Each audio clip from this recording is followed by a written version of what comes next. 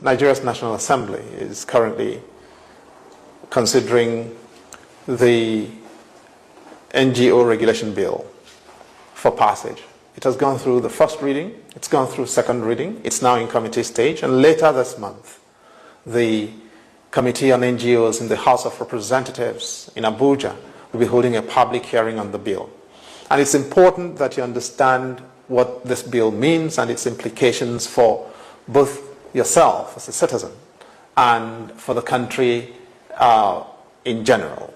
And let me be clear, this is the most dangerous piece of legislation that has come for consideration in the National Assembly since the return to civil rule in 1999. It covers the activities of every entity and everybody that is not government. And it affects churches, mosques, schools, universities, hospitals, everything, as well as humanitarian operations wherever they are taking place in the country, whether in the northeast or in the southeast or south-south, whether in the middle belt or in the northwest or southwest. It is totalitarian in its consequences. Now, what does the bill require? Basically, all resources, all funds, everything that are collected or liable to be collected and made available to service communities, individuals in need in this country will be subject to Abuja.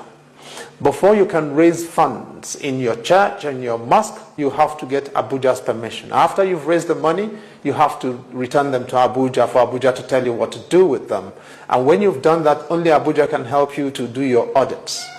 Nobody can operate anything without clearance from Abuja. It's worse than a totalitarian piece of legislation. For the old mamas and old papas doing isusu in the village, that is revolving credit. Before you do your collections, you come to Abuja for clearance. After you've done your collections, before you share the money or rotate the collections amongst the beneficiaries, you come to Abuja for clearance. Ahmadiyya movement will have to come to Abuja for clearance. NASFAT will come to Abuja to do anything. The mosques that do collections every Friday to support people in their congregations and their communities will all have to account for that money to civil servants who will either tell them what to do with it or collect it and trouser it into their pockets. The churches will be out of business, the mosques will be endangered. This is what the legislators want us to subscribe to. And as a citizen, you've got to understand that this means that there'll be no voice of criticism for government. Nobody can tell government anything. What this body proposes to do, what government is proposing with this bill, is that after it has been passed, everybody organizing in Nigeria under any form, students, All Students Association, Reverend Sisters in convents, Reverend Fathers and pastors, wherever they may be, imams, alfas, and everybody, you will have to apply to Abuja for them to register you to operate. If they agree to register, they can refuse to register you, in which case you cannot do anything. Now, if they agree to register you, however, you will have to only hold that license for 2 years.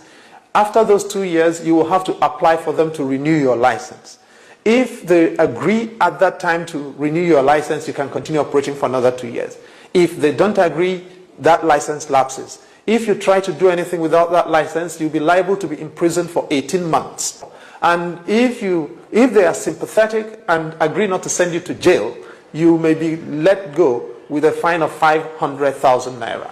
The civil servants will collect this money in the name of the politicians. It will be used to fire up political power that will not be accountable to any one of us. And this is why I'm saying that this is the most dangerous piece of legislation that's been considered in our country to date, in the past 20 years. But you can do something about it.